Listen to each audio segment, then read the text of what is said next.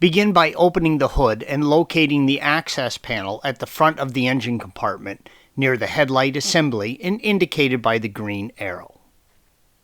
Press the access panel in towards the center of the car and rotate it until you can pull it up and out of the plastic cover. There is a small tether attached to the panel to keep it from falling in the hole. Inside the access hole, you'll see a small hex head shaft, green arrow. This is the top of the mechanism that releases the headlight assembly. Locate the headlight removal tool from the tool kit in the rear of your Cayenne and place the end of the tool over the hex nut inside the access hole. To eject the headlight assembly, you'll need to turn the tool counterclockwise on the left side headlight, as shown here, green arrow, and clockwise on the right side headlight. Don't be surprised if it takes a little effort for the headlight to pop out of the mechanism.